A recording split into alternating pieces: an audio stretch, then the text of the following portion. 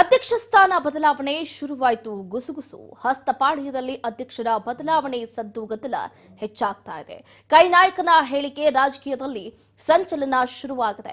AICC ಮಟ್ಟದಲ್ಲಿ ಅಧ್ಯಕ್ಷರ ಬದಲಾವಣೆಗೆ ನಡೀತಾ ಇದೆಯಾ, ಹಾಗಾದ್ರೆ ಚಿಂತನೆ ಅನ್ನುವಂತಹ ಪ್ರಶ್ನೆ ಉದ್ಭವ ಆಗ್ತಾ ಇದೆ.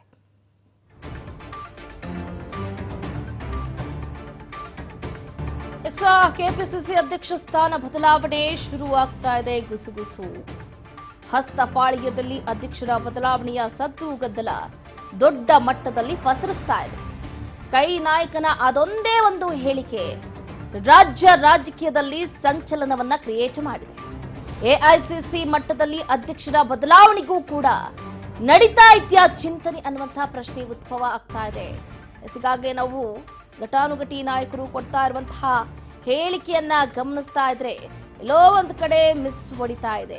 ಕೆಪಿಸಿಸಿ ಅಧ್ಯಕ್ಷ ಸ್ಥಾನಕ್ಕೆ ಈಗಾಗಲೇ ಗೆಲ್ಲುವಂತಹ ಕುದುರೆಗಳು ದುಂಬಾಲನ್ನ ಬಿದ್ದಿವೆ, ನಮಗೆ ಸಿಗಬಹುದು ಅನ್ನುವಂತಹ ಎಕ್ಸ್ಪೆಕ್ಟೇಷನ್ ನಲ್ಲೂ ಕೂಡ ಇದ್ದಾರೆ.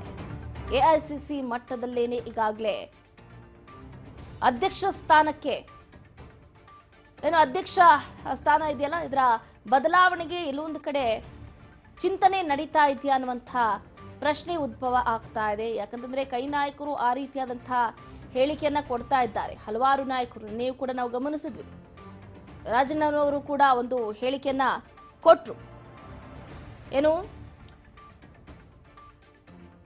ಈಗಾಗಲೇ ಅಧ್ಯಕ್ಷಗಿರಿ ಮೇಲೆ ರಾಜಣ್ಣ ಸೇರಿದಂತೆ ಹಲವರು ಕಣ್ಣನ್ನ ಹಾಕಿದ್ದಾರೆ. ಬದಲಾವಣೆ ಸದ್ದು ಜೋರಾಗಿ ಹೇಳ್ತಾ ಇದೆ. ಇದ್ರ ಬಗ್ಗೆ ರಾಜಣ್ಣ ಏನ್ ಮಾತಾಡಿದ್ರು ಕೇಳ್ತಾ ಹೋಗೋಣ.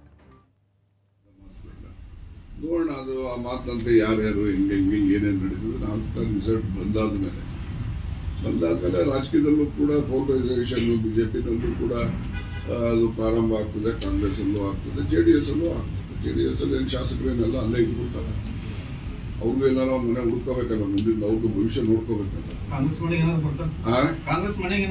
ಅವ್ರವ್ರ ಭವಿಷ್ಯ ರೂಪಿಸ್ಕೊಳ್ಳಿಕ್ಕೆ ಅವ್ರು ತೀರ್ಮಾನ ತಗೊಂಡ್ತಾರೆ.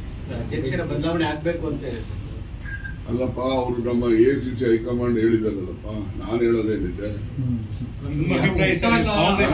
ನಾವು ಹೈಕಮಾಂಡ್ ಹೈಕಮಾಂಡ್ ಅವ್ರು ಏನ್ ಹೇಳಿದ್ದಾರೆ ಎಲ್ಲರೂ ನಡೀಲೇಬೇಕು, ನಾನು ನಡೀಬೇಕು, ಇನ್ನೊಬ್ರು ನಡೀಬೇಕು. ಯಾರು ಮಾಡಿದ್ರೆ ಸೂಕ್ತ ಅಂತ ಸರ್, ಯಾರು ಆಗ್ಬೇಕು ಅನ್ನೋರು ಯಾರು ಅಂತಾನೆ ಗೊತ್ತಿಲ್ವಲ್ಲ. ನನಗೆ ಅವಕಾಶ ಕೊಟ್ರೆ ನಾನು ಅಧ್ಯಕ್ಷ ಆಗ್ತೀನಿ, ಮಂತ್ರಿ ಕೆಲಸ ಬಿಡ್ತೀನಿ. ನೀವು ಆಗ್ತೀರಾ ಸರ್? ನೀವು ಮಂತ್ರಿ ಸ್ಥಾನ ಬಿಡುತ್ತೆ. ಈಗ ಲೋಕಸಭೆ